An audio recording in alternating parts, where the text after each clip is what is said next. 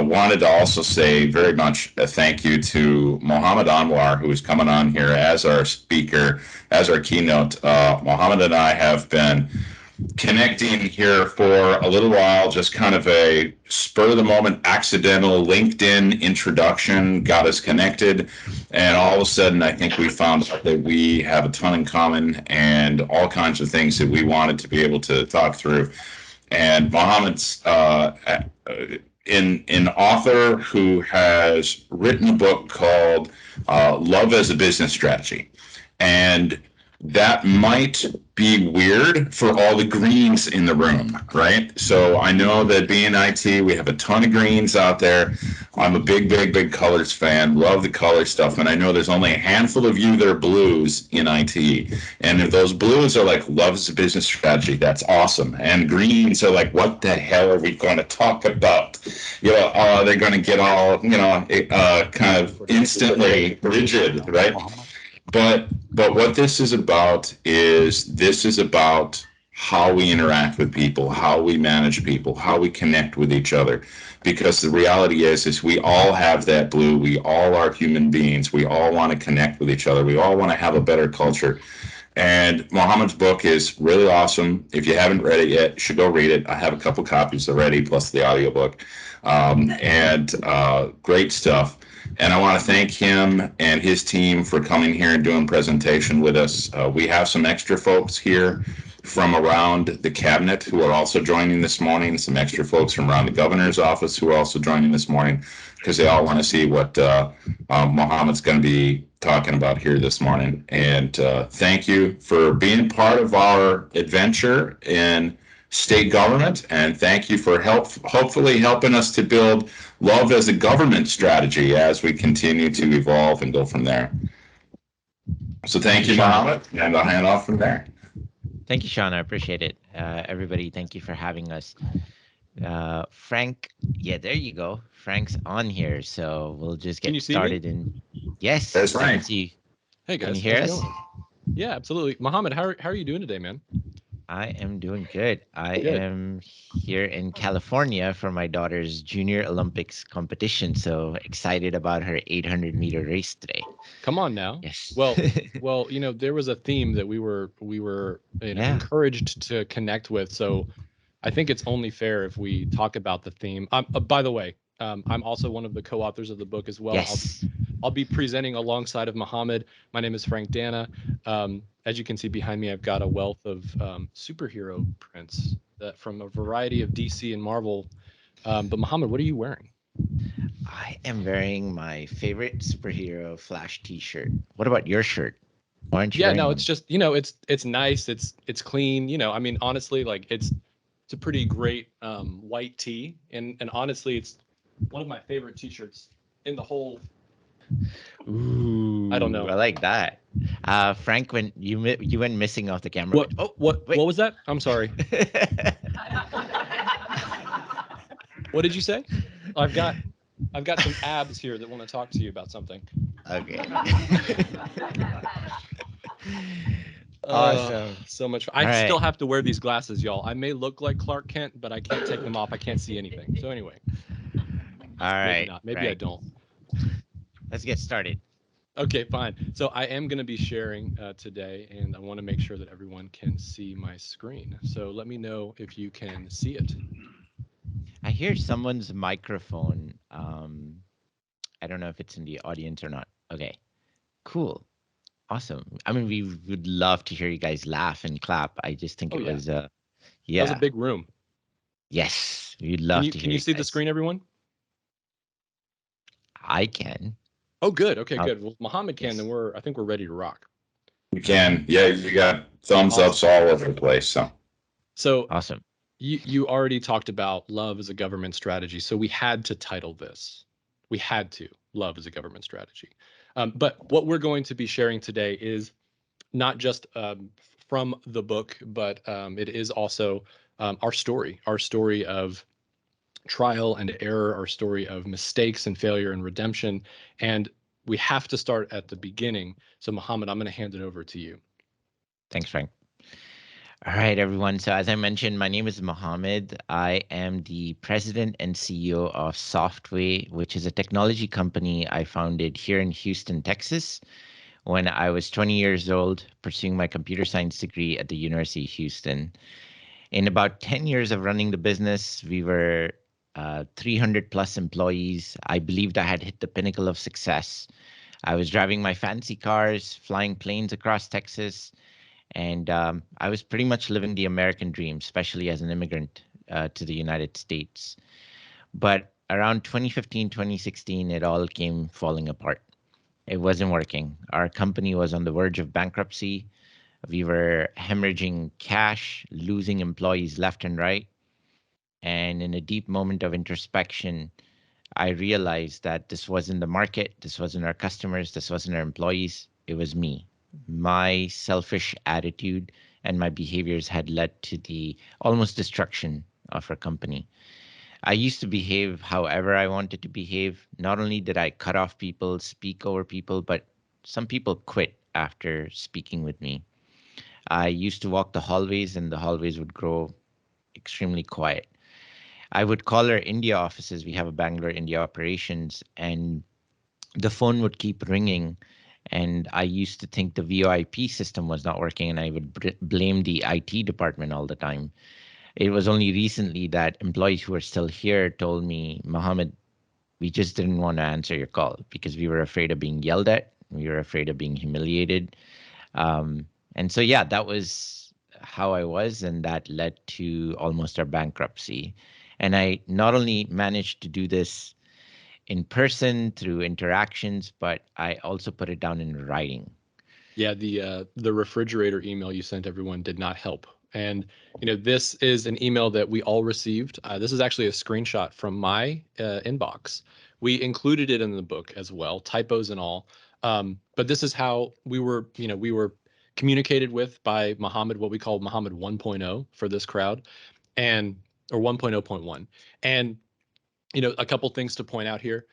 He talks about how we don't have any hygiene or discipline or lazy, that we're not even capable of doing things. Like even one part of this, he's like, I don't even need to offer you refrigerators here at this company, right? And so there were some parts of this email that were really shocking to everyone. And as a matter of fact, it started to spread outside of our walls as well. Glassdoor has it, and he really did act like this, not just in personal conversations and connections, but also through email. Yeah, I tried very hard to delete this email from everybody's Didn't inbox, work. but it was too late. That's right. It also made it to Glassdoor, all our ex-employees. So then I was like, you know what? We'll just print it in the book. It doesn't matter. That'll make it better. That'll make it better. Yes.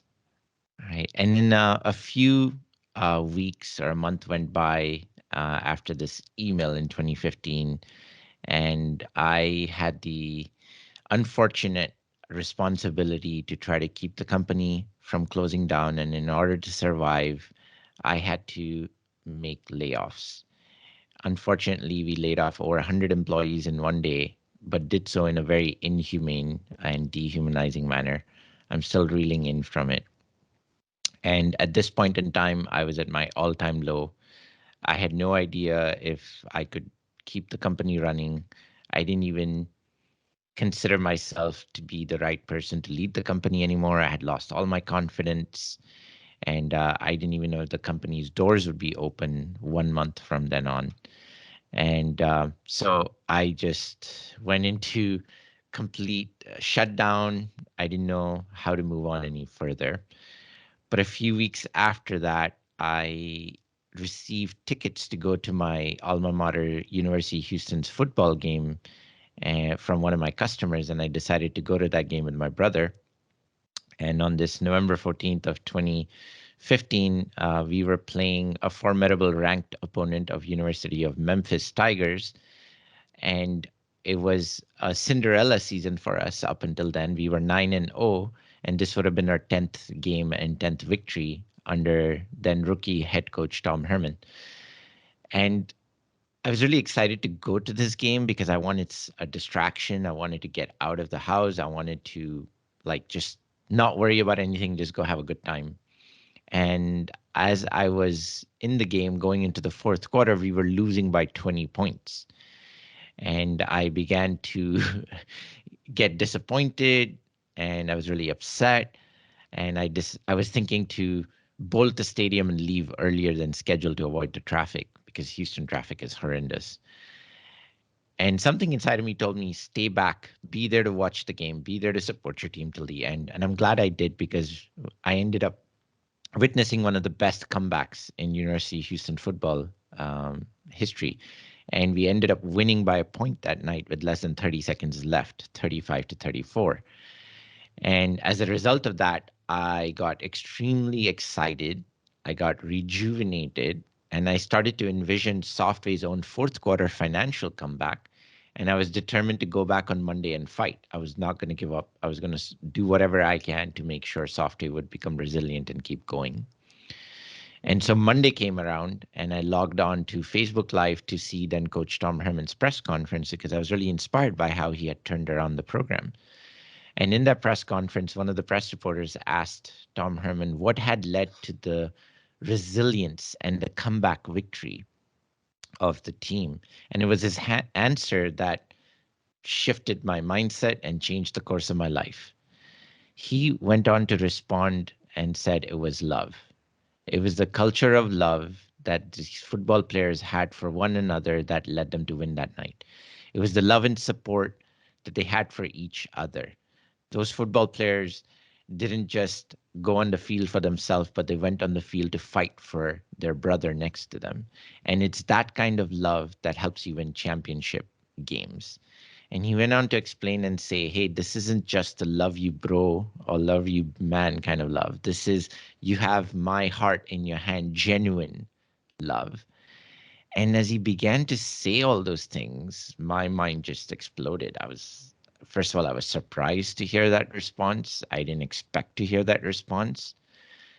But I began to really think about this, and I asked myself, do I love my team? And the answer was a resounding no. I didn't. I didn't care for my team or love my team the way Coach Herman was describing it. And so from that moment on, I committed to becoming a leader that is trusting, empathetic, vulnerable, that puts the needs of others before myself, and create a circle of safety where people are empowered to learn, grow, and make mistakes and forgive one another, thereby creating an environment of inclusion, belonging, and resilience. And I'm still not there. I'm still on this journey, because this journey has no destination. This journey is a permanent state of transformation. You are never done transforming to become a better leader, a better human. And from there, we went from just surviving to thriving as an organization. So I guess the real question today is Frank going to wear the shirt the entire time? And the answer is yes. And the other question is, what is love as a business strategy, right? Like, what does it mean? You might be thinking Hallmark rom-com where the hot best friend is the soulmate and you don't realize it until the last 5 minutes of the movie. That is not what we're talking about. Or something that strikes fear in the hearts of all HR professionals, office romance. That's not what we're talking about either. When we talk about love as a business strategy, we're talking about putting people first, people being considered and valued. Love as a business strategy means putting people at the center of the work that you do by creating a workplace that puts humanity first. It means doing things out of care for other people, genuine care for the person to your left and to your right, virtually or in person. It means embracing the hard conversations. When you love someone, the way we look at love, you can receive feedback in real time. Love isn't just about being soft. It's not being about a doormat. It's this type of love allows us to have real conversations that lead to real outcomes faster than we ever thought possible. It means building processes, tools, and even policies that align people with profit. And when you allow people and profit to coexist, the processes, the tools, and the policies that you have will support that mission. It means growing with others through accountability and trust. Every team and organization is looking for building accountability and trust. And it's something that's required inside of an organization to truly grow and thrive. And it requires some love. And what we've learned, and Mohammed even shared, is that love is not easy. Sometimes we say love ain't easy. Software's problems, our problems, they didn't magically disappear. Our culture didn't change overnight. Our transformation took time, and we're still working on it, like Mohammed mentioned. What we have a saying around our office, I mean, virtually, overnight successes become daylight failures. And that's especially true with culture. It takes time and effort to build a genuine and effective culture. But to build a great culture, you have to understand what culture is and how we define culture. So when I say culture, most people think of perks and benefits, right? The extras at work. If you were to tell somebody about your workplace and the organization that you work for, the government that you work for, and say, like, somebody says, well, what's your culture like? You may say, like, well, listen, we got goat yoga on Thursdays. We got the guacamole tray that comes through. We attempt Tex-Mex, but when you come to Houston, I guarantee you, I will introduce you to real delicious Tex-Mex. That's not culture. Those are just the perks, the extras. Culture inside of a workplace is nothing more than our behaviors. It's how we treat each other. Culture is the emotional environment you create and the behaviors that build that culture and that environment, whether that environment is toxic or supportive. So, culture, when we say culture, happens in every interaction, in every conversation, in emails that are sent, in discussions that are had, in chat messages. The way we treat each other, that behavior, that is culture. And so we set out on a mission to really understand behavior, and the hard part of if culture is nothing more than behavior, then how can we change people's behavior? And that is when we had our aha moment. And before we go into the aha moment, which I need to introduce you to my brother. So We're my meeting the brother, whole Anwar family, Mohammed. We're meeting everybody. yes, this Multiple is brothers. Taj. This is Taj. He is the managing director of our Bangalore, India offices. He is 7 years older than I am, and he lives in India, and he loves driving. And the only problem is he is a crazy driver. He thinks he is the NASCAR driver of the Indian roads. And if you all have been to India, I'm not sure, but let me give you a glimpse of how traffic looks in India. In India, you have motorcycles, rickshaws, dogs, cats, livestock, Elephants. and sometimes even elephants that roam the streets. And the streets are extremely chaotic. If you want a definition of organized chaos, that is Indian traffic. People do not necessarily follow rules. There are no lanes. But somehow people make it through the traffic and make it to the destination. And in all of this, my brother thinks he drives a NASCAR inside of this traffic. Yeah, so the first time I went to India, Taj drove me around and I thought I was going to die. So, like, literally, he would be speeding down the street in the opposite direction, like through crowds of people. No one got injured except for, me. Like, I lost at least 10 years of my life. So, myself and my colleagues, we would opt to ride in a rickshaw with no airbags, then ride with Taj in India. And somehow through all of this, Muhammad found a way to like sleep. I don't even understand how. He just would always just, nod right off, and there he goes. Frank, one of the pictures is not even with me in the car. What were I you needed thinking? 3 pictures, Mohammed. So yes, it's you sleeping in a building, but it doesn't matter. You sleep a lot. All right. Well, it's, when you're jet lagged, That's you fair. gotta sleep. You gotta sleep. So, That's fair. The Flash needs his rest. and so ultimately, Taj had an opportunity to come to the United States. And as he was visiting, I decided I was going to let him have a go at my car and let him drive in the US.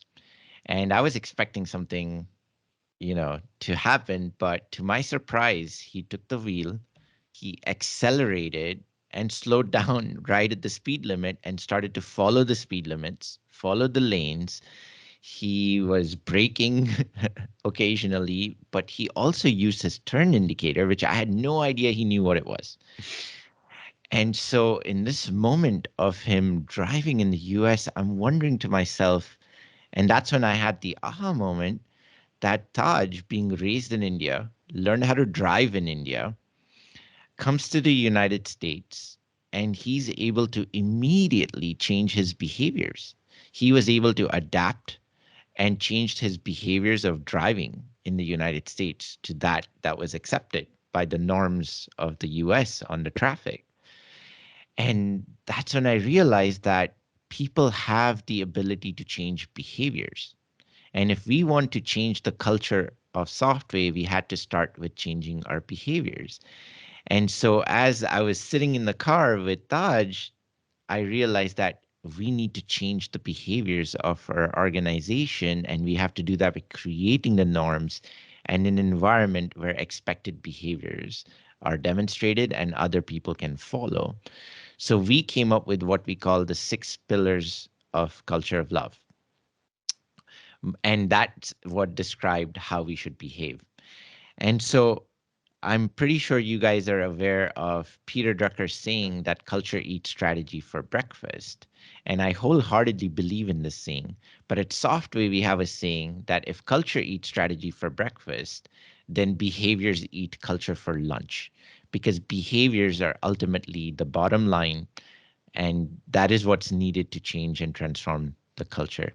So the 6 pillars of culture of love that we curated for our organization is inclusion, empathy, vulnerability, trust, empowerment, and forgiveness. And these 6 behaviors must be experienced by everyone in the organization from top all the way to the last seat, last row. And these 6 behaviors are not ordered in any form of priority. In fact, they are extremely interdependent on each other. They are like the 6 cylinders of a car engine, where each of the cylinders has to fire at the right moment, at the right instant, with the right intensity, in perfect harmony with the other cylinders in the engine to produce maximum horsepower and performance. Similarly, these behaviors must be experienced by everyone in the organization with the right intensity and in perfect harmony to create maximum resilience and performance of an organization.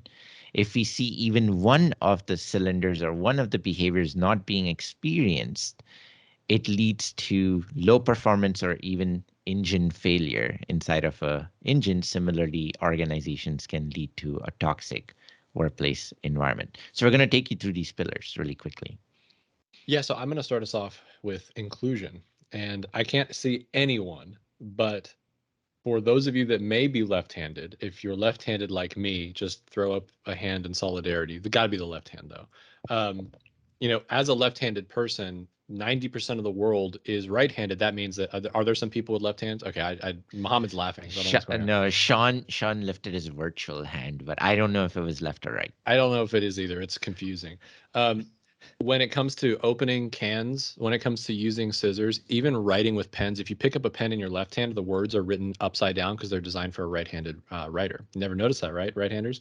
Writing in general, with all the marks and things you get on your hands. Anyway, being left-handed usually means not being able to partake in or marginally worse experiences with certain things that everybody is accustomed to, right? Different types of things, even tape measures.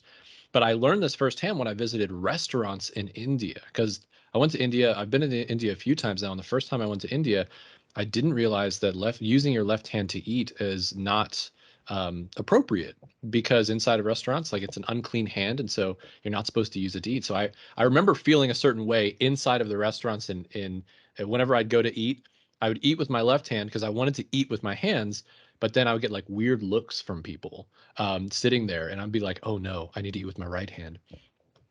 But maybe felt a little bit unwelcome in the restaurants there. But another example of feeling unwelcome is I could be a white guy in a room full of other white guys. And this happens to me a lot when we're working with clients that are engineers. I'm an artist. I'm a creative person. I'm a copywriter. I've got a lot of experience on that side of things. And so when I'm working in a room with other people that may look like me but don't think like me, like an engineer, very focused, very logical, very direct, I start to feel like I'm not part of the group because they start talking above my head and around me. They don't believe that I'm capable of engaging in that conversation. And I start to feel unwelcome. So even if you look like everyone in the same environment, you can still feel that feeling of what it actually feels to experience being unwelcome. And we started to learn how this was happening inside of our organization. We started to recognize that our teams had also felt unwelcome. And this all really, it started when we thought about food and how we engage around the food that we offer to our teams. Because back in the day, we used to only offer a very select variety of food. For instance, we learned that vegans and vegetarians like hot food. Like they don't like cold, wet salads that have been sitting out forever. So we started to think about how we can include more people in the offerings when we had our potlucks and we had our experiences together, when food brought us together. Now we had different offerings that were properly labeled for people that were able to experience the food equally and have an enjoyable time. Whenever we would travel to India and meet with our incredible India team, most of the time we spent time with the leadership. We didn't really spend time with the actual people of the India team. And we made a commitment as leaders to start to meet with everyone inside of the organization in India and spend time including them, and late night coffee breaks and every meal that we had to bring people together. But when we got back from India, we couldn't take our entire office in the US. So we wanted to make sure that our US team felt a part of the trip as well. So we would bring back bangles for the women of the office and kurtas, or these shirts, for the men of the office. We even brought back gifts for the children of the office as well. So everyone would feel like they had a part to play. I felt incredibly welcomed whenever I would travel to India with our India teams. And we started to recognize that when they came to the US, it wasn't the same. And so we came up with new ideas and new ways for them to feel welcomed inside of our company. Very simple things like a gift basket. So when our folks arrived from India, they had handwritten notes from every single person in the organization. We learned that they love flaming hot Cheetos for some reason.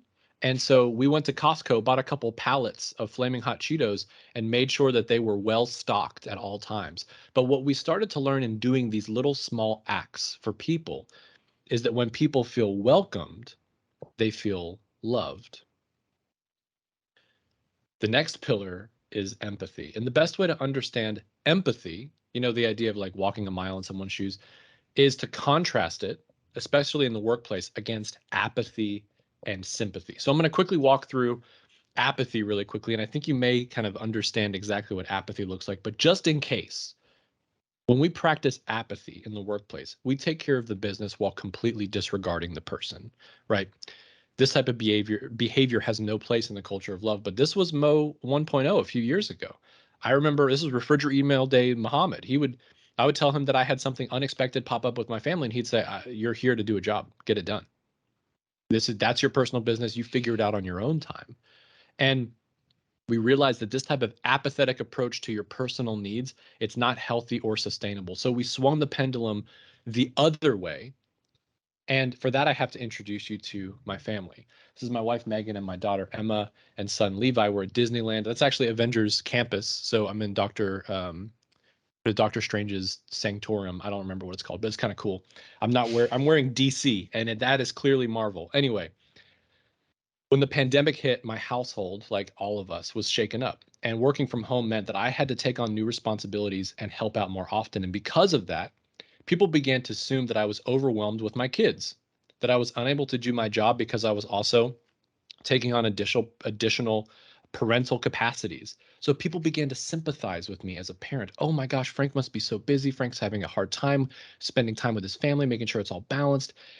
I never said anything about being overwhelmed as a dad, but as a result of this, I started to begin to be uninvited to meetings, taken off projects without ever being consulted. Folks were having conversations about me behind my back, not able to handle the workload because of my responsibility at home with my family.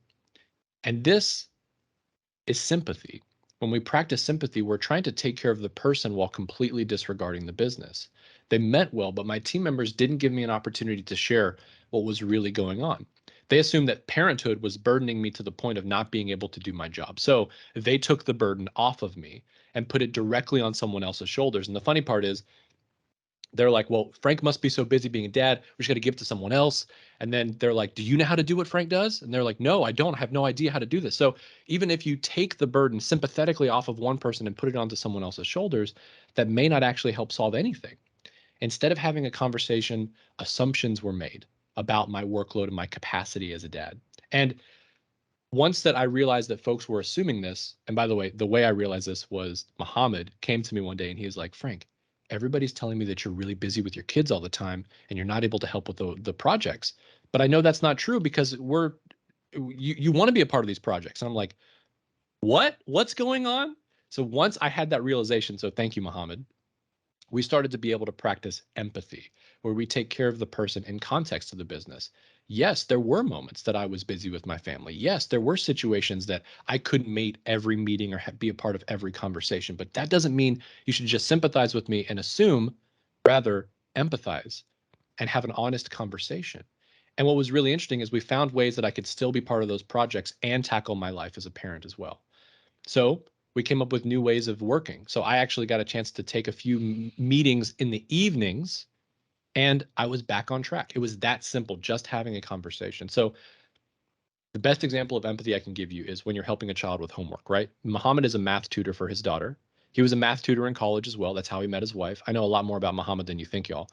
So if you're struggling with math, or if they're struggling with math, you don't go the sympathy route and just say, I'm sorry, it's actually not important. Let's go get some ice cream. Let me just do it for you. That's not how we approach helping a child with homework.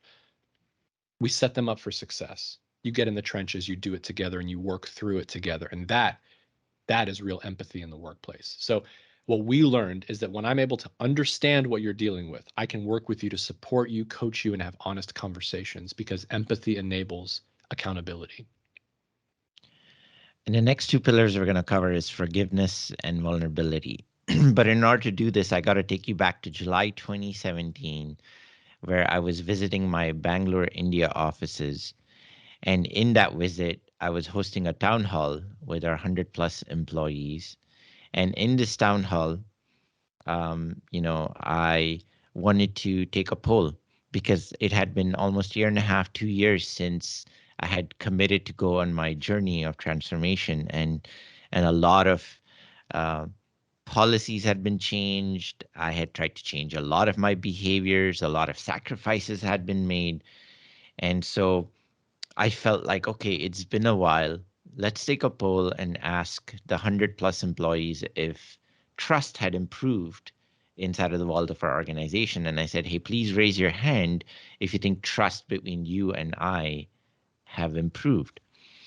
And to my surprise and disappointment, only 2 people out of 100 plus people raised their hand.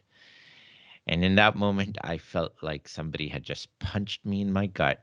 And I was just overwhelmed with different emotions of anger, disappointment, humiliation, embarrassment.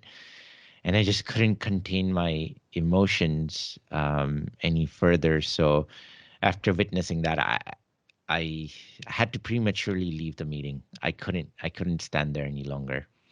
And so I left the meeting prematurely. And a few days later, I had the opportunity to address the company again. This time, I decided that I was going to go ahead and um, apologize. I was going to seek forgiveness for all of my past behaviors, for all of the hurt I had caused to my coworkers, and for all the policies that I had instituted that I had hurt the organization. Um, and as I began to apologize and seek forgiveness, I began to cry. And I became emotionally distraught yet again. And I had to leave this meeting prematurely as well. So I left the meeting prematurely. And then the last day arrived where I was getting ready to leave to Houston. And so the team organized a farewell gathering for me. And in this farewell gathering, they surprised me by gifting me this book that said, "We love you and we trust you, Mo." And they filled up the book with messages of support and love and encouragement. And as I received this book, I began to cry yet again. And something you learn about me is I cry quite a bit.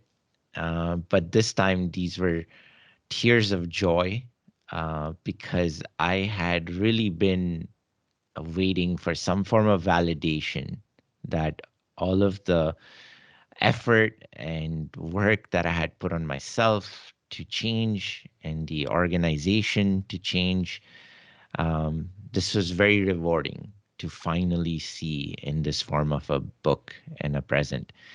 And that's when I realized and had my learning moment that as leaders and as individual contributors who work with each other daily, we have the ability to change our behaviors, change policies, change procedures, and all of that is good. But at the end of the day, if we are unable to seek forgiveness or ask forgiveness, but also forgive, we are not going to be able to move past that hurt. Because we as individuals and humans intentionally and unintentionally hurt each other. We don't even know it sometimes. And that hurt can live on for the rest of your relationship with your coworkers. It can show up in the workplace with how we make decisions, how we treat each other, or how we mistreat each other. And this unforgiveness or lack of forgiveness is what leads to organizations not progressing forward. It holds organizations back.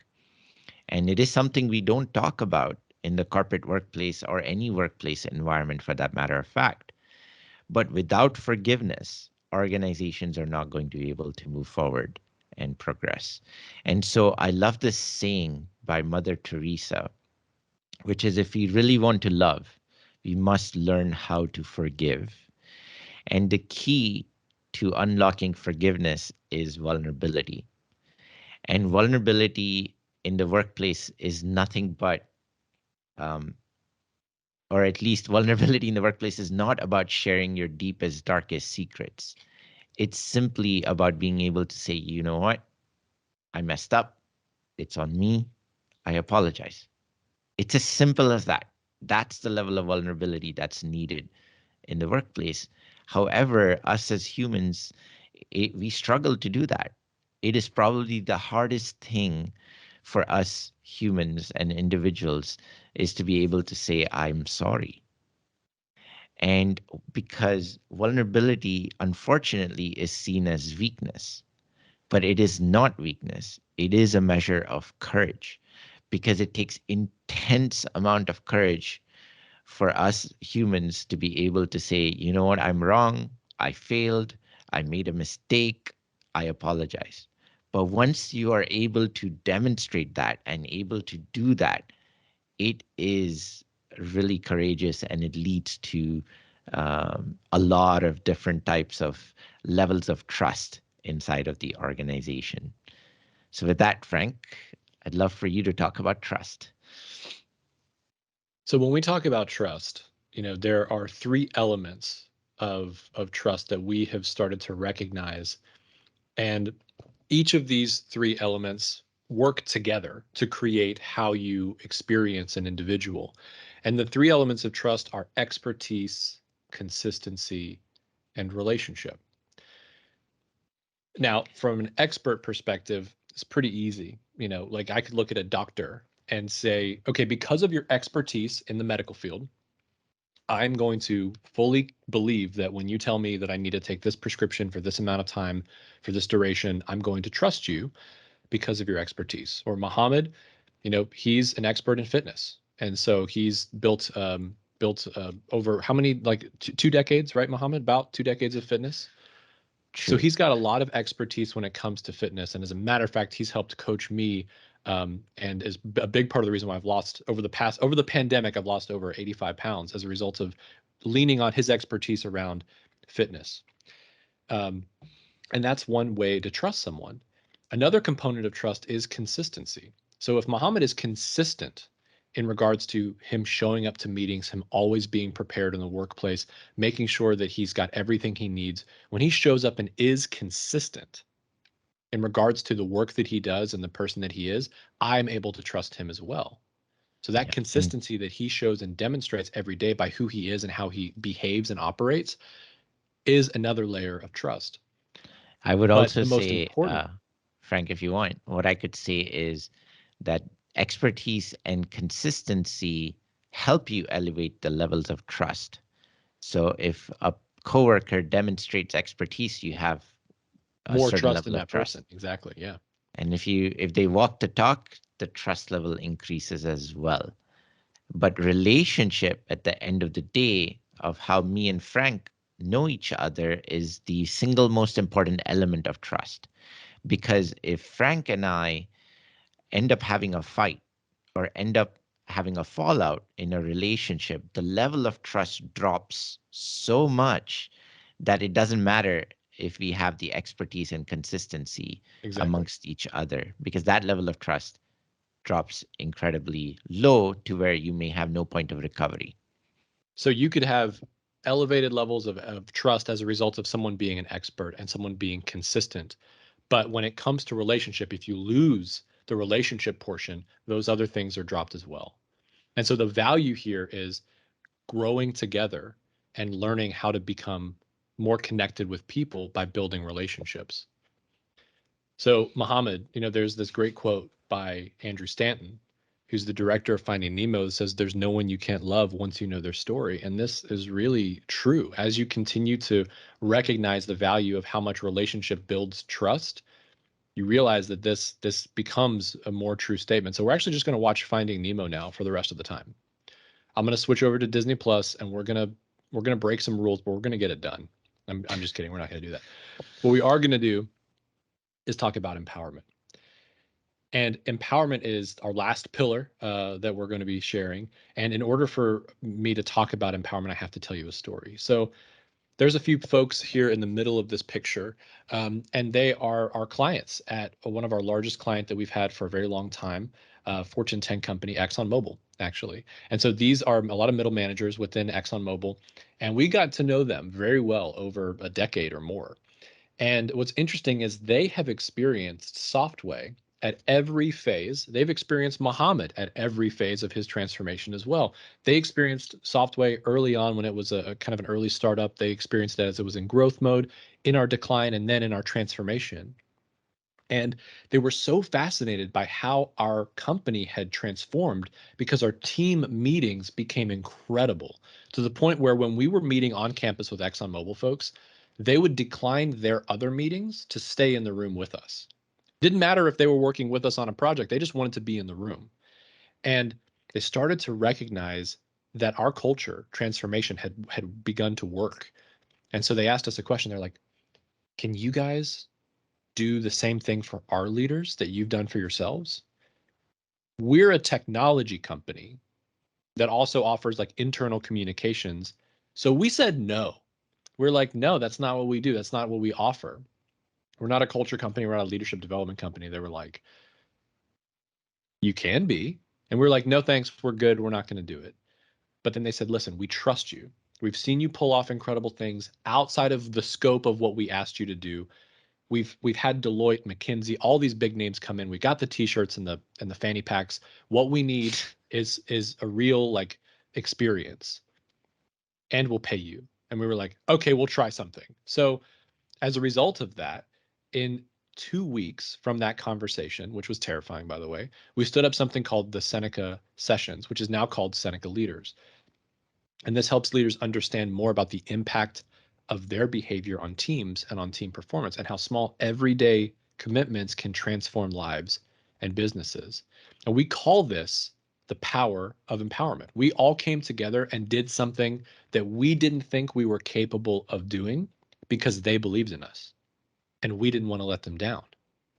And the team that worked on that event, that pilot event for Seneca, they look back on it fondly, even though it was an absolutely insane 2 weeks, because the client was so happy with the outcome. And this is when we can all unleash the power of empowerment. So there's Mohammed talking about him driving a Porsche. This is weird. It's like a meta kind of like, what's going on? We had 2 weeks, 2 weeks to plan everything, logistics, food, content. And the folks that were in charge of it, Mohammed specifically, when we get under stress, he kind of becomes a little bit of a micromanager, right? And so that ended up happening a few different times. We had one of our project managers come to him and say, Mohammed, do you trust me to get the work done? And he was like, yes. And she said, then let me do my job. And he was like, okay, I will let you do your job. And so we were empowered as a team, but then Mohammed also had to utilize the power of empowerment to empower our team members to get the work done. And it ended up being a huge success. But there was one specific thing that went wrong, and we like talking about failure, so I'm just going to share it with you. So this is a picture of lunchtime, all right? So if you zoom in real close, almost microscopic, you can see a thin sliver of chicken and 3 pieces of lettuce. That was how much food was provided because we didn't have enough food. We had our largest client in the room. Ladies and gentlemen, we starved them. And as soon as we saw that this was an issue, Ashley, one of our team members, ran up to Mohammed and was like, Mohammed, we got to do something about this. I'm hearing tummies grumbling. We got to get some food in here. So she grabbed the credit card. Mohammed said, go get it done. And we ordered pizza. And we had to. I mean, it was necessary. Once we ordered the pizza, Mohammed got up on stage and he apologized. He was very vulnerable about the fact that, hey, we messed up, but we want to make it right. And one of the biggest takeaways that we received as a result of that pilot wasn't just that the content was really unique and engaging, it was that our team was able to come together in a moment of crisis and do something in a unified way. And that their biggest takeaway was how we acted was real. And as a result of that, we got a chance to take the Seneca Leaders experience around the world for their teams, hosted in 10 different cities globally with 46 countries represented in 2019. We had over 130 days out of the country. Our wives were very frustrated, but leaders came and told us that this wasn't just workplace training, it was life training. We heard stories that marriages improved, relationships with children improved, and it's because what we were teaching wasn't extraordinary, it was human. We were actually consulted to change our approach. We were told to tone down the love when we were going to different parts of the world, and we said no, because we believe that it's powerful and it's real and it's human. And as a result of not changing a single thing, we were able to have an incredible opportunity to bring change to this entire organization. All of that happened because one group of people saw something in us and gave us a chance. And that's when we learned when you truly empower people, you unleash their ability to go above and beyond. So these are the 6 pillars of love. But we don't consider these to be soft skills, by the way. We consider these to be critical skills. These are things that build high performance and enable every individual, every team, every company to deliver real value. So my results. Well, my results personally is I actually became a better dad and a better husband. My wife is not pictured here, but I promise it's true. And I've been able to personally experience how going through this inside of my workplace has bled into my family life. Being a more generous person, being a kinder person, being someone that truly cares for others, not just at work, but around me as an individual has been incredible. And I know earlier I showed pictures of Mohammed sleeping, even just in a random building. So I want to be nice. Mohammed also got a chance to become a better father, a better husband. And a better person inside and outside of work. And these are his kids as well. His daughter right there is competing in the Junior Olympics today. So our results, not just personally, but how did we do as a company when we went through this experience? Well, we had quite a few improvements over these 3 years. First of all, our EBITDA improved from negative 15% to positive 28%. I said plausitive, which is terrible. Our account sizes grew from 6 figures to 7 figures. Our client retention increased from 60 to 90%. One of the things I'm most proud of is our reduced attrition. So we had attrition rates around 30%, and they dropped to 12%, both in the US and in our India offices, which is unheard of because of how much the turnover rate is inside of an India environment, working environment. And this brought in some of the world's most incredible organizations, being able to work with companies from a technology perspective, from a culture as a service perspective. These are brands that we're proud to say we've been able to partner with and deliver for as a result of our approach in this new way forward. And that when we started putting love as a business strategy to work, we started to see incredible results across the board. And as we uncovered what had truly led to our success, we were able to retrospectively go back and put together the framework that helped us. So we have a framework that allows companies to realize maximum performance. I'm going to share that here quickly with you. So it all starts with behaviors. As we discussed earlier, behaviors are the bottom line. Our mindsets, our attitudes, and how we communicate with each other are extremely imperative for every single individual to have from a stemming from growth mindset. And when everybody in the organization, especially leaders, have the right behaviors, which we build through self-awareness and go through introspection to uncover the behaviors we need to change, then we need to create an environment where everyone experiences the culture of love pillars, which is inclusion, empathy, vulnerability, trust, empowerment, and forgiveness. And when these are experienced with the right intensity and perfect harmony for everyone inside the organization, that's when people are able to show up with their true self, being psychologically safe, feeling respected, included, valued. That allows people to become high performing. And that's when organizations can harness high performance from all of the people of their organization. And then these people are responsible for putting into place processes. And, the processes don't magically appear.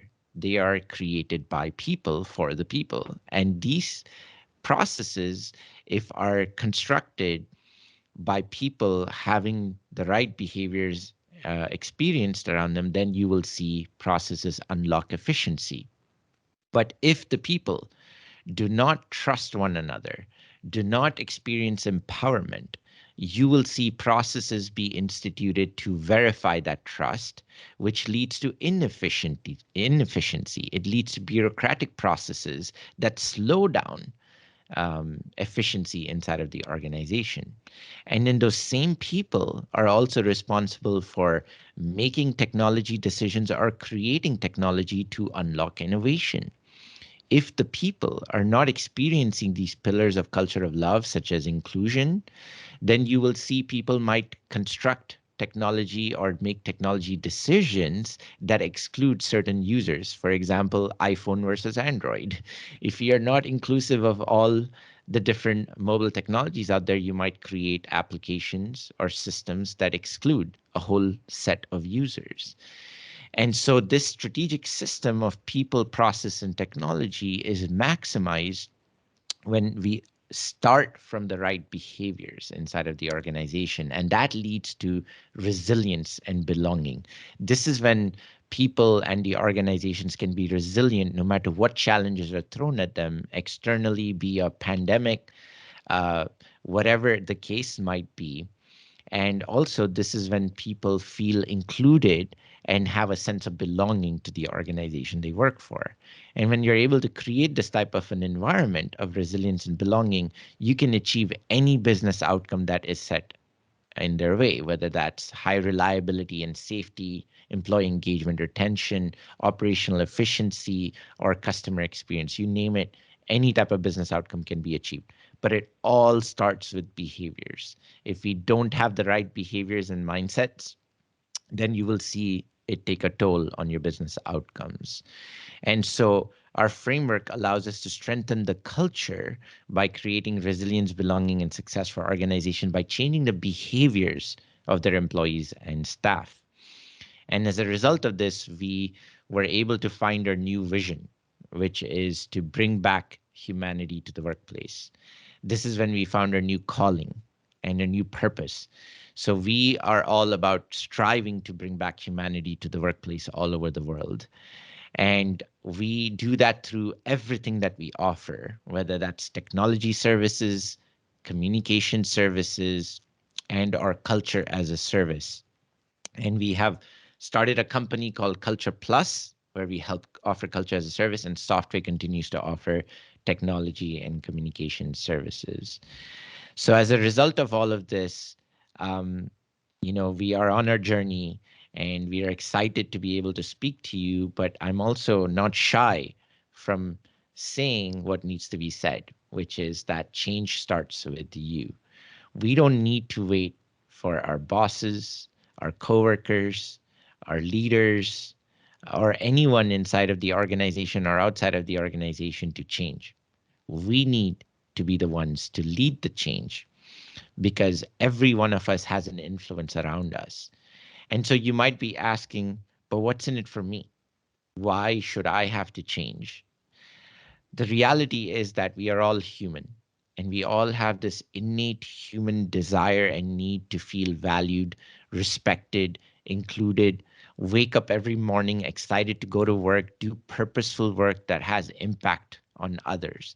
That is just the human nature. And that's one hell of a reason for us to aspire for. So then if that means we must be the ones to carry the change forward, then it must be us. We don't need to wait for anybody. So with that, we come to the conclusion of our session. Frank? Yes, yes. And so this is Chris, one of our co-authors. He's in his ridiculous boudoir picture that Jeff, one of our other co-authors, took. We're not embarrassed to show it, even though Chris loves it. It's his favorite picture. But we have something special for you. We have a 50% off coupon code for our book, Love is a Business Strategy. If you scan that QR code or type in that link, it'll take you directly to a page to fill out a form and get that code. So that 50% off coupon code is available for all of you today, and we genuinely and very thankful and appreciative of your time, the opportunity we got to share our story with you. You can follow our podcast. It's also called Love is a Business Strategy. So if you type that in to Spotify or Apple or any of the other platforms, Anchor, you will be able to listen to our podcast where we dive into this strategy even deeper.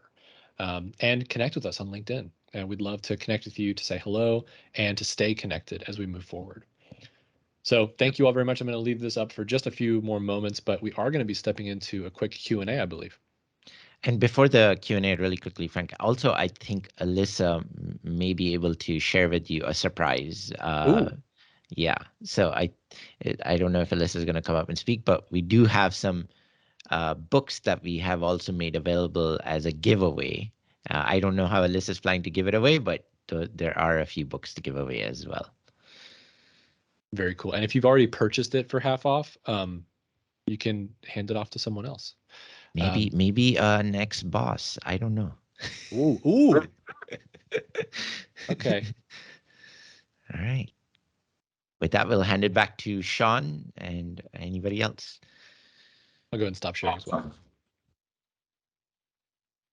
Awesome. I'll let your share drop here so we can get all on video. Beautiful. Well, that's awesome, guys. I really appreciate you jumping on with us and having this conversation this morning. You've gone through a long journey of growth for yourselves. Tell us a little bit about how that feels now, where you were to where you are. How do you feel physically? How do you feel that people around you are engaging with you differently? Got it. If Frank, I can go first, then you can follow if you want. Please. So personally, for me, it's been extremely transformative. I remember before I even began on this journey, I was extremely successful by definition of what success means for a business owner. I was living the life, right, from a perspective standpoint. But to be honest, I was not happy. I was always angry. I was stressed. I was frustrated. I didn't have time for my children. I didn't have time for my family. And, all of this power had gotten to my head, and it, it, it looked good from the outside, but from within, I was just never satisfied. I was not genuinely happy. And today, I don't have that Porsche anymore that Frank kept showing in the slides. I don't fly planes like I used to. I don't do any of those things, but I can tell you I am probably the most content and happy I've ever been in my life. Our company is not 300 employees anymore. We're not as big as we used to be, but we're doing work that is very meaningful, that is very impactful, and I get a lot of genuine satisfaction by helping others, by serving others, and being able to go speak and share our stories, being able to see how people receive it, how people get impacted by it, and then they go and commit to change in their own lives, I think that just brings so much joy and satisfaction. And to be able to help my children, be there for my kids. I also have a 7-year-old who has special needs, and it seems like I've been able to commit to my son, be there for him, be there to support him. I don't think any of this would have been possible had I not gone through the struggles, the tribulations, and the transformation, which I'm still on, but I have so much more to go through and look forward to. But life is good. I have no complaints. I live in the best country in the world. I'm fortunate to be an immigrant who feels I belong to this country, respected, included. I can't ask for anything more. I'm very, very happy. How do Awesome. all of that? How do I, Sean, help me out here, man? That was an incredible answer, Mohammed. I feel like Frank, you just tell us what car you drive and hello. I drive a 2018 Ford EcoSport. It is a small SUV. That I actually saw in India. I was really excited about. I was like, I need that because it's not a car, but it's not a huge honker. You know, I've struggled with imposter syndrome for a long time throughout my life, and coming into coming into Softway and the Softway family, like the organization that we have, Mohammed has always seen me as who I could be and not who I thought I was. And more recently, I've started seeing myself in that light. And so selfishly, this ability to create psychological safety inside of our teams where people feel comfortable showing up and bringing their full selves, I'm one of those people. And my mission is to help other people feel the same way, that they can show up authentically, that they can not be afraid to be who they are. And the only reason why is because I've experienced that. I've been given that gift. I've been given that opportunity. And it's now a deep desire, and I'm motivated by it daily to make sure that not just people in our company, but people around the world are able to start to experience how that feels. And that's an incredible motivator. So that's been something that's been personally absolutely fantastic for me, is to be able to fully show up and be experienced as who I am without being afraid. And it's now my mission to bring that same thing to others. Beautiful. Beautiful. Well, our Q&A in the chat is just flying through, so there's no way we're going to get to all these questions. Challenging. But we'll hammer along, and at whatever point you guys say, hey, we're done here, we can't handle any more questions, you guys say so. But so let me ask you, so government's hard. Government, well, from the outside in, I'm a private sector guy who came to government because of the mission of this governor, right? He's somebody who is like you guys, who really believes in his heart that he can make the lives of people better, right? And I follow that. And this government, state of North Dakota, is the first one I've ever seen that actually had a purpose statement. Now, empower people, improve lives, inspire success.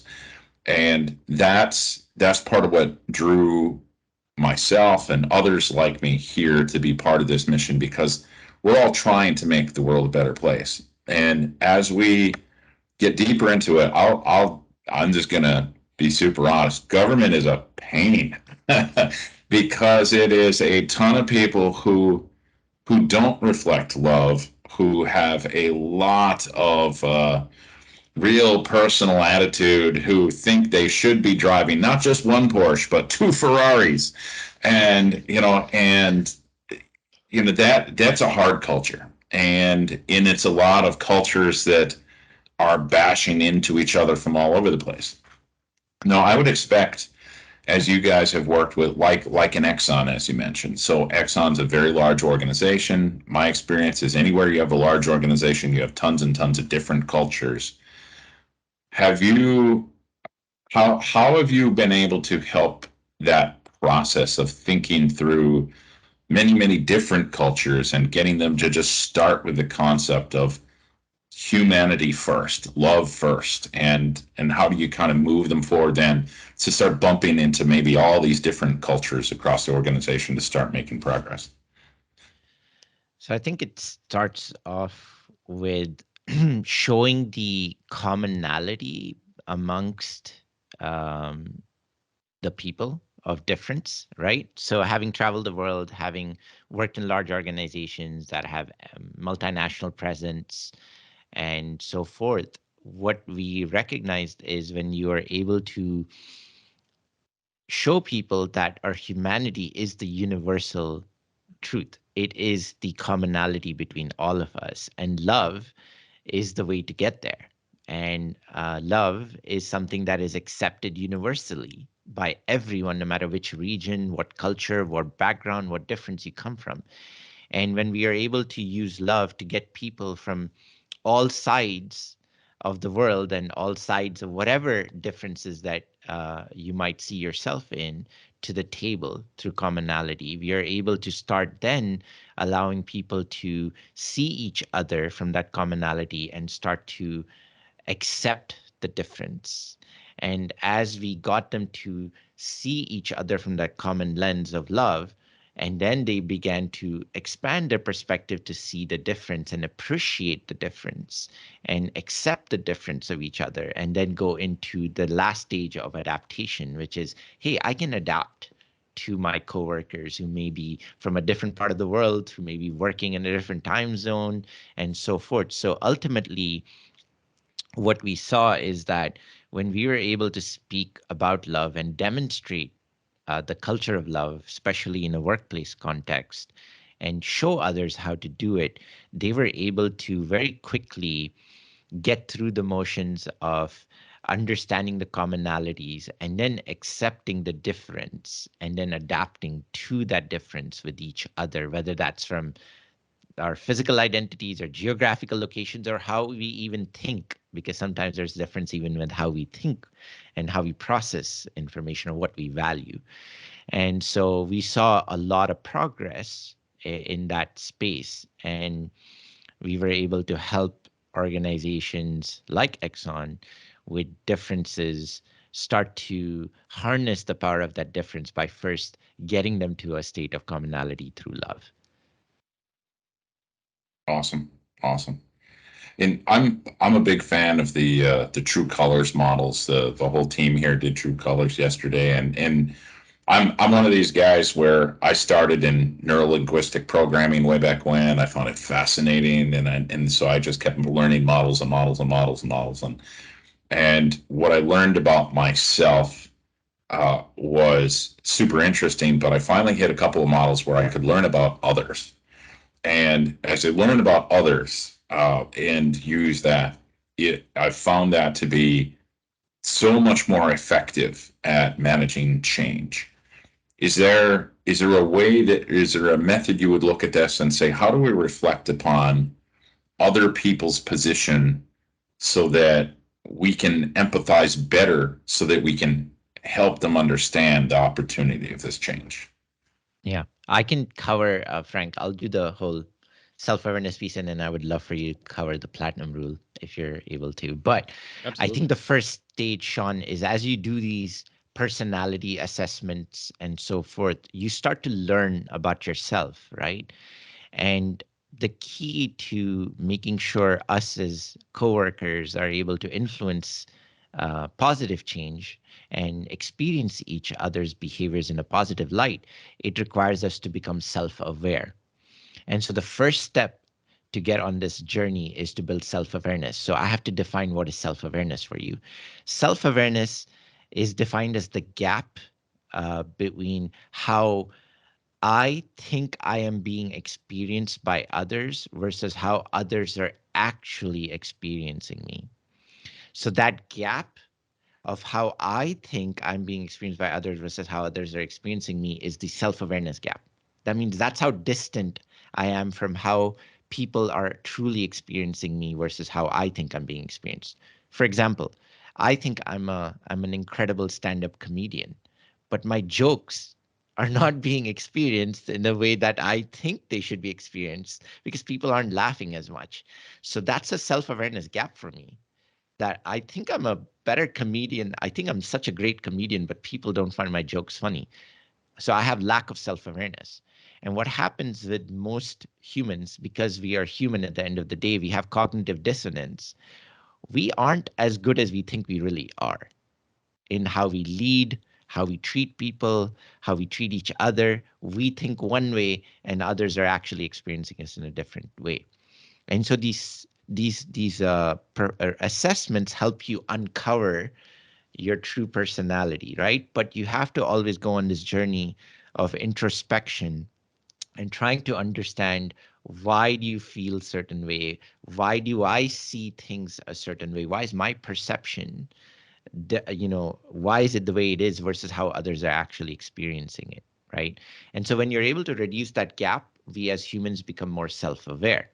And when we become more self-aware, we are able to treat one another from a place, what we call, from a rule of the platinum rule. So Frank, I'll let you help describe those rules. So, the golden rule, we've all grown up hearing it. It's been a mantra: treat other people the way you want to be treated.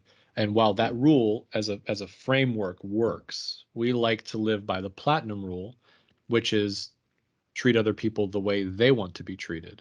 And the reason why that's an upgraded rule is because it requires relationship building to get to the point where you know how other people want to be treated. And so part of it is an introspective journey of building that self-awareness. And the other part is intentionally building relationship with others to fully understand how they like to be treated.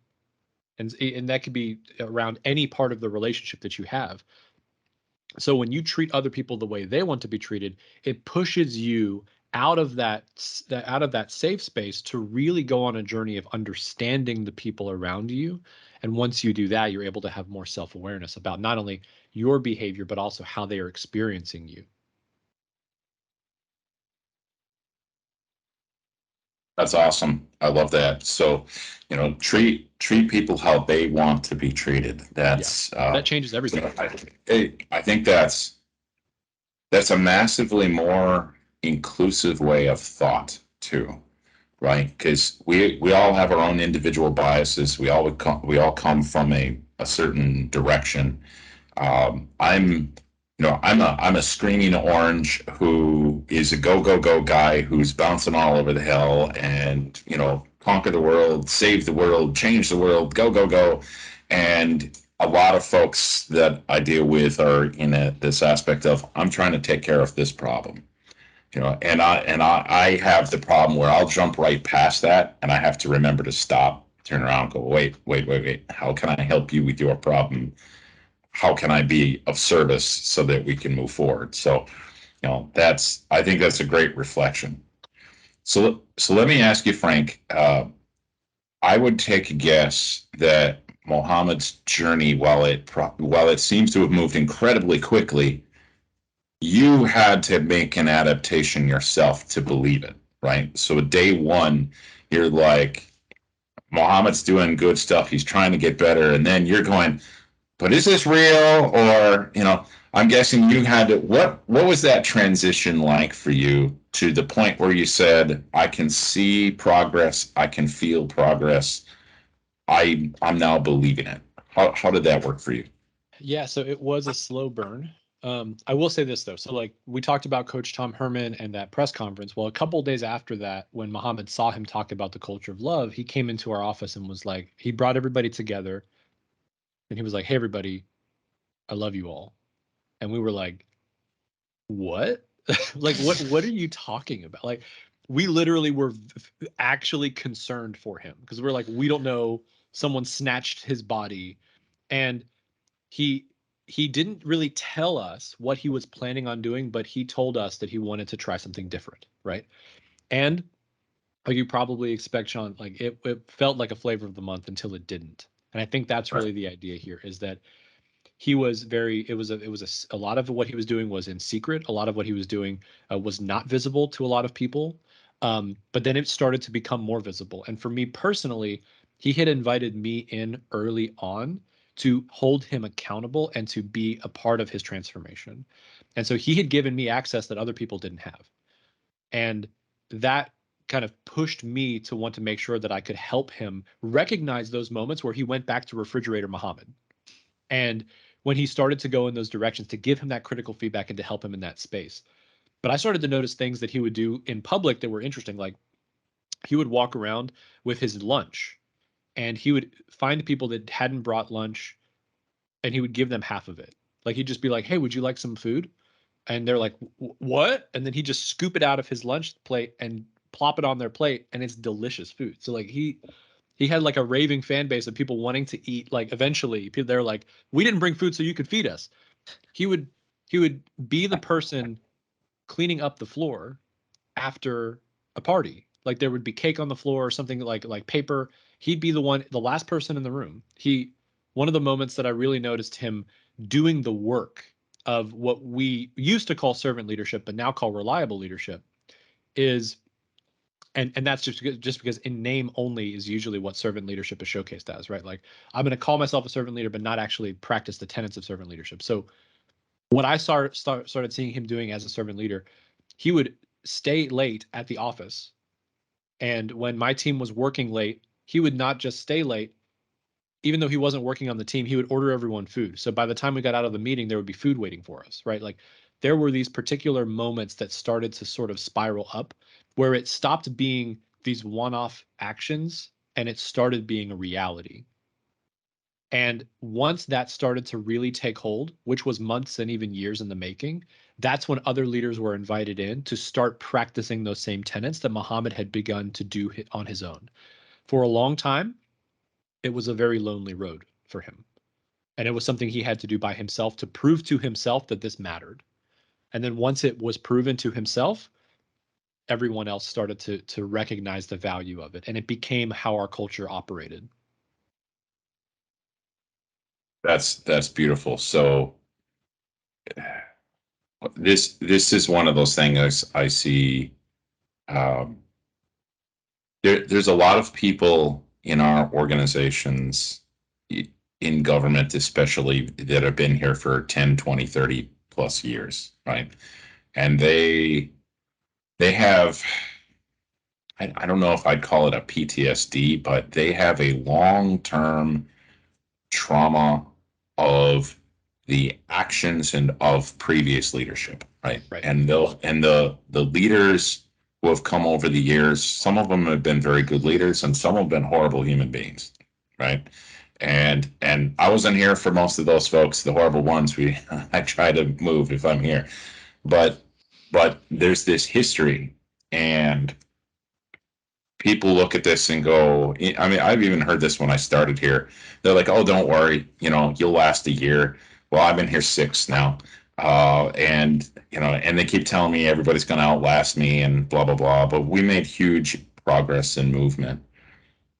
How do you see um, gaining that aspect of hope back for folks, so that if they've been here for 30 years and they've still got another 5, 8, 9 years, whatever it is, before they're going to retire, is there a good way to return hope to those people, to believe that we really truly can change, that we really truly can be better? And then I ask this question, but I see there's a hand up too. And most of the folks are just putting things in the chats, but I see Daniel Sweet. He might want to get in a question here, but Daniel, I'll let you jump in a question here after Mohammed and Frank grab this one. Mo, take it away, man. How do you Sure. build hope?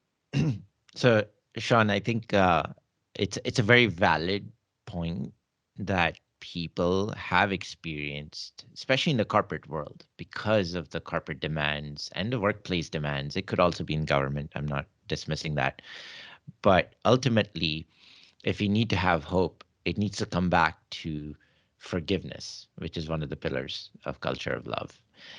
If we are unable to forgive one another, if we are unable to um, seek forgiveness as leaders, if we have caused that hurt, we will not be able to move forward. And the hope has to come by recognizing that while we are human and we make mistakes and we hurt each other, we are also human who have the capacity to be vulnerable, to be honest, to be forgiving.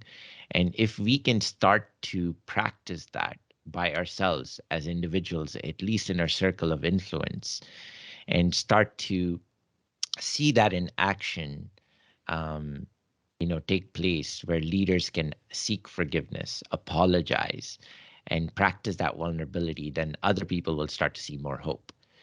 So if somebody's experienced bad leadership in their previous careers or in the previous roles that they had, it is hard to let go until we see current leaders and current coworkers start to practice that vulnerability of apologizing and genuinely apologizing and forgiving. Then hope starts to come to reality.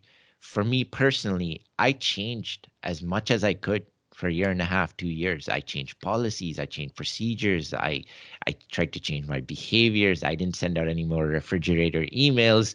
I tried to do all of that, but at the end of the day, the trust wasn't there. Only 2 people out of 100 plus people raised their hand. And that was not because I had changed. It was because I simply had not sought forgiveness. I had not apologized. And so if we want to see hope inside of organizations, we have to start there. Leadership has to start being vulnerable, being apologetic, taking ownership. And that's when people will start to see hope. Okay, there's a chance because I can forgive and look forward to the future. So that's my answer. It's in the pillars of love that we just shared. Beautiful. I'm going to jump over here. So as I said, there's lots of questions that are still flowing in here. We can do a rapid fire after. I think Daniel had a question. Is that right? His name Daniel? Yeah, and Daniel just fired through in the chat that I think he's good, but we've got Ravi Shiddat.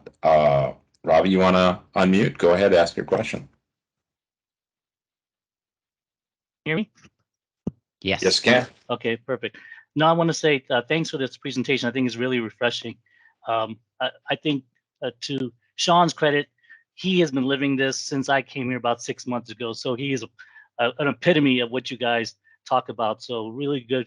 Kudos to Sean on this. I think my question was to you, Mohammed. I had a similar journey over the number of years, and I was really chasing, climbing and doing everything I could just to get where I wanted to, theoretically where I wanted to be. I came to a moment in my life where I had to make some adjustments and really look inward and figure out what I wanted to do to make myself happy. But when doing that, I wanted to see what your experience was with regards to outside of your nuclear family, right? People are like, okay, you reached this pillar of success that people dream of, right? Now you're making a cultural shift within you and your company and making some pretty drastic changes. How did your cohorts outside of your nuclear surroundings react to that? I'm just curious, because I think we have similar cultural backgrounds. I wanted to see what your experience was. Sure.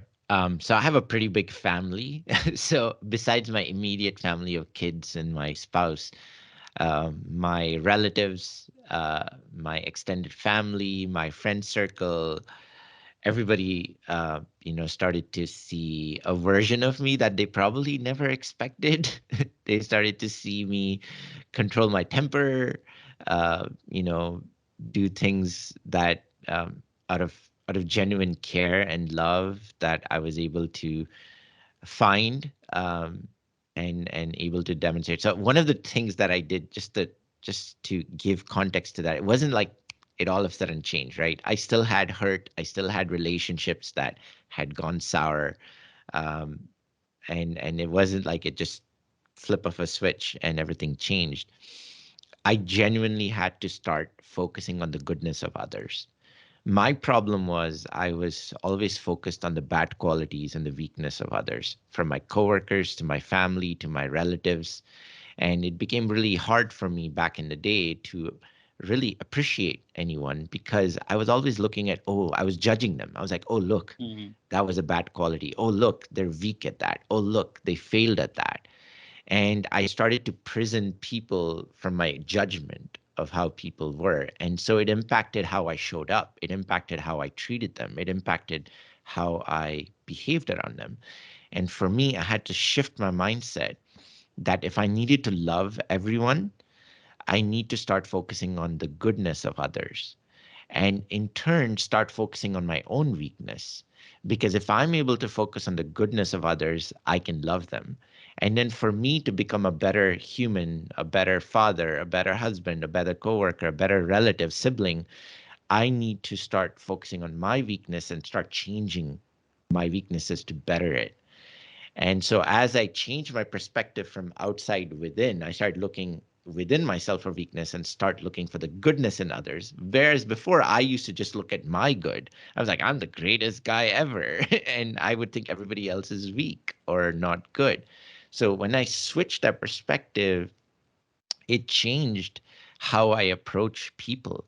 I even, whether it's at the airport, whether it's in the stores, whether it's on traffic, now when people cut me off, I'm generally like, instead of yelling and screaming into my dashboard and my windshield, I'm actually like, oh, that person may have something important. That person, at least he used this indicator as they cut me off. So I try to look for the goodness in the situation so that I can control my reactions, but also find a way to appreciate and love humans around me.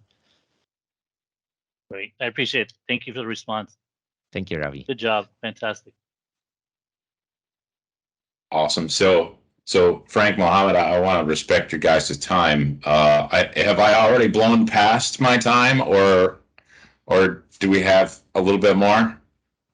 We were scheduled to be here a bit more, Sean. If you guys are having more stuff for me and Frank, Yeah. we are here. Yeah. We're here I till think we've got about 10 more minutes.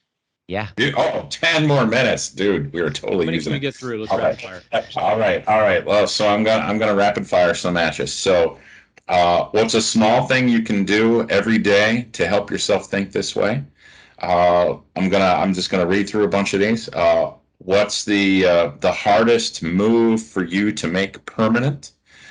And how do you bring someone new into the culture, somebody who's been through some other organization, who's come in, and this is going to be kind of a shock to them because they don't feel this yet. How do you bring in that new person to the culture? So something to do every day, hardest move, and new person to the culture. I can go with something new every day, or something small. So we've come up with a few different statements that we live by, these reliable leadership principles that we strive for. And one that I consistently try to live by is I will assume good intent. And I think for me, that's it's challenging sometimes because I don't always, my mind doesn't automatically go to assuming good intent of others. Like other people acting in certain ways, other people reacting in certain situations, the way people are engaging. I usually go to assuming bad intent, like, oh, they had it out to get me in this conversation, or they're not doing their job correctly. But one small thing I do every day is remind myself to assume good intent of others. That the way I do this is I think about, Mohammed's done this before and kind of taught me this, but I have to realize that people aren't waking up every day going, let me ruin Frank's day. Like my goal today is to make him hate everything that he does, right? And once I recognize that that's not the goal of someone that I've worked alongside of, worked with, then I can start to assume good intent. So a question that I ask myself is, am I reacting in this moment or am I responding? And it's a small thing, but when I'm able to say, okay, am I reacting out of fear? Am I reacting out of unforgiveness? Am I reacting out of X, Y, and Z? And if I'm not, I'm able to respond, then I'm able to assume better intent of others. And that actually lets me continuously build a culture. So that's my quick answer for that question. As far as the question, what is the hardest thing I believe to change or hang on to? I think the one that I just shared about looking for the good in others and looking for the weakness in myself is the hardest, but that is the hardest for any human, I think, is to be able to change and look within and look for your own weaknesses and start to work on them is the hardest thing. But if you're consistent at it, you chip away at it one step at a time, you will soon start to make progress. But it is an important thing. It's basically holding up a mirror in front of yourself and saying, okay, where's my weakness? I need to improve. I need to change. That is the hardest thing. I think I'm still on that journey. Like I said, I still have a lot of areas to improve, but that's been the hardest. As far as how you welcome others into this culture is basically just be yourself, that you've worked on to transform your culture. If you're already in that state, then welcoming others is very natural. If there are folks that are joining the company, joining your organization, and you want to bring them within your culture, then the best way to do it is to practice all of your servant leadership or reliable leadership principles. Serve the very person coming in, welcome them, make them feel welcome, make them feel included, make them feel respected, valued, by genuinely getting to know them, by genuinely building relationships with them, because that is what is going to make them feel the most welcome and the most valued. And that way they fit right into your environment, into the behaviors that are expected, into the norms that are expected. Now, remember, that can also go the other way. So if you have bad behaviors, bad norms, and a bad culture, bringing in people into that environment will actually exacerbate that side of them as well. So we have the influence of bringing the best of the people as we bring them in, or we have the influence of bringing the worst out of people based on how we set up the environment. Yeah, we found that, just to add a slight addition to that, for the folks that have been here for a long time and have gone through the entire culture transformation, it's been years, right? But for people that are able to join and immediately start feeling the impact of the years that it's taken to get to that point, we call that the legacy of belonging. And so they're able to immediately feel the weight and impact of all the work that has been done. And we're not looking at it going like, oh, you didn't have to crawl through the mud like we did. No, it's a place where we're happy that when people arrive inside of our team, they arrive feeling the experiences that we've dreamed of them experiencing. And that's really the goal of when we bring new people in, we want them to immediately feel the difference. And once they do that, our job has been validated as a result of it. Beautiful. So we got a couple folks who want to take the devil's advocate aspect, and they say, what about competition? What about the aspect of fighting with our competition out there? How does that fit in this aspect? And then the other one is, we all know the big named leaders who were pains in the ass, right? The Steve Jobs and the Elon Musk and and those kind of folks. How do you see a culture of love interacting with these kind of concepts that don't necessarily reflect love as much as it could?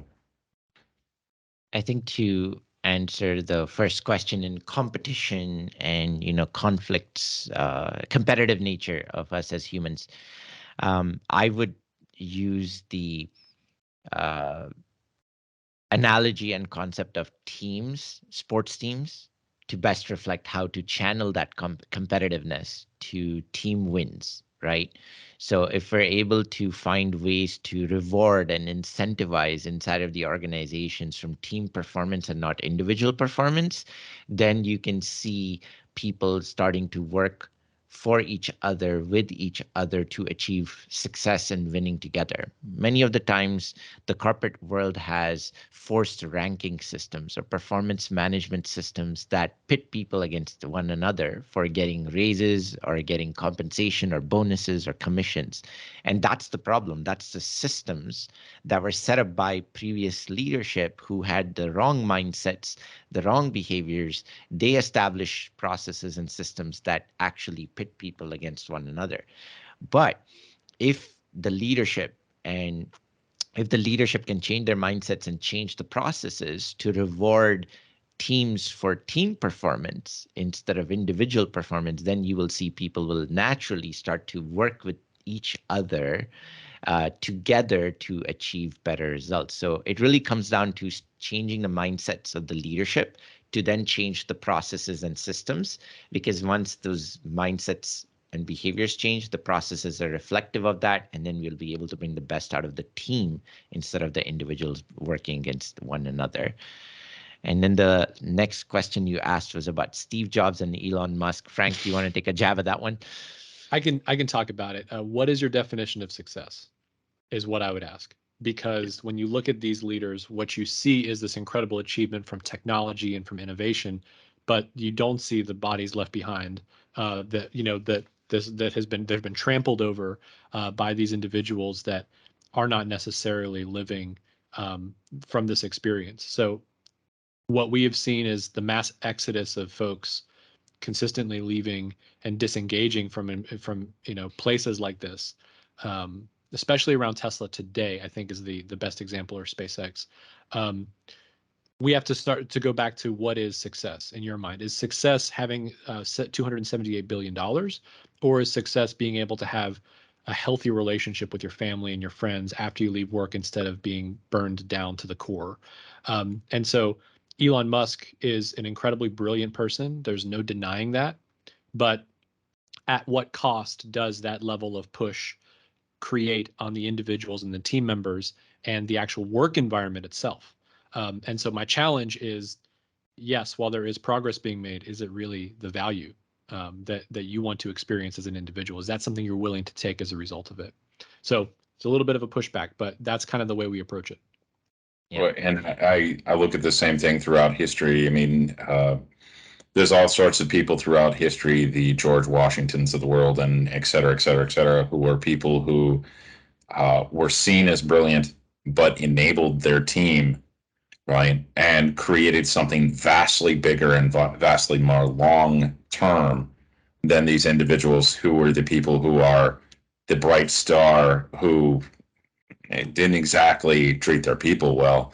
In the old world, those were the Caesars that got the knife in the back. We don't tend to stab our leaders a whole lot anymore, thankfully. But that's through history we've evolved that, and I think you'll see people who are much more team enabled be the ones who go down in history as the powerhouse that created, versus just hey, I had a big company at one shot and then disappeared.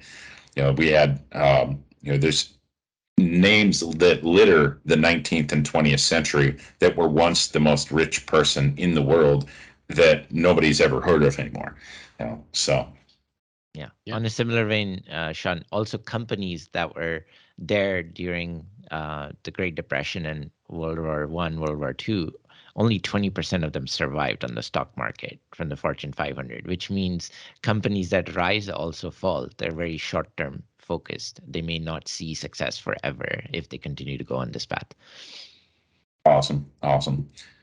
Well, I really want to thank you guys for spending the time with us this morning. I mean, this is awesome. I'll ask just one kind of last thing for you here.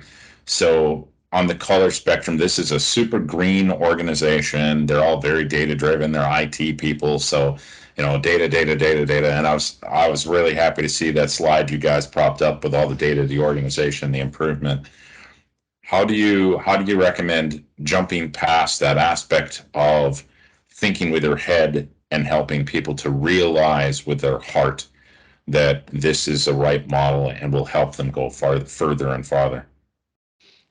I'm a big fan of data too. As a computer scientist, I am very driven by data, but I learned this saying. I'm probably going to butcher this saying, so Frank, help me out here.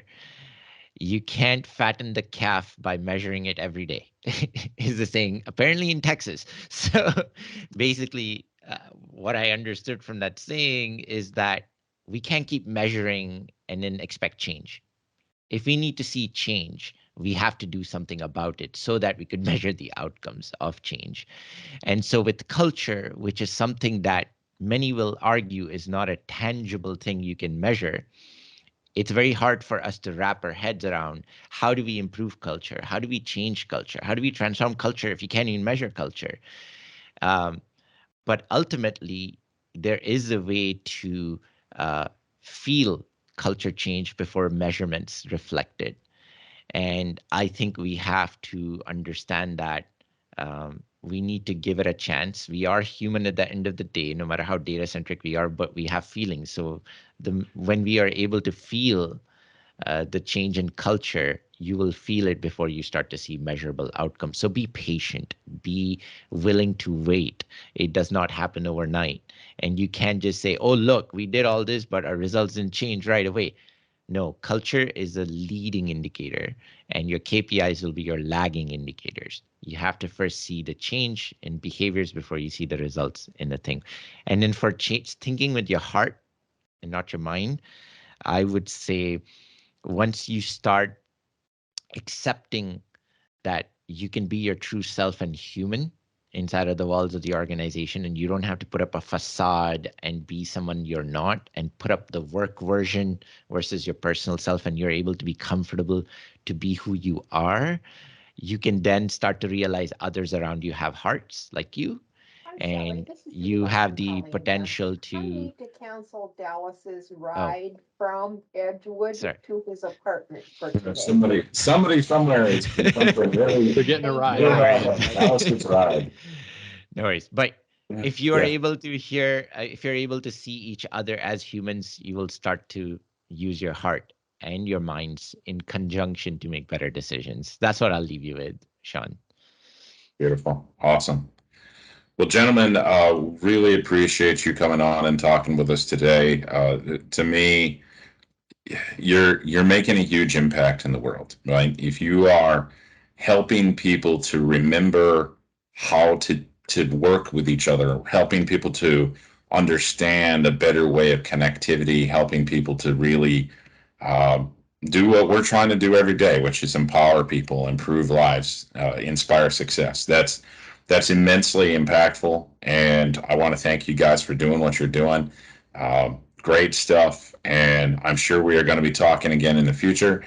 Hopefully we can get to the point where we can get love as a government strategy figured out, and we can get this rolling across an entire state, which I think would be an amazing thing if we can get there. So thank you guys, and very much appreciate your time, and really thank you again for being here.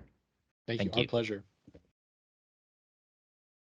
I think, Elisa, I have committed to bringing all three of my teenagers on screen before I have to drop off again. So they are all really leery of coming on camera.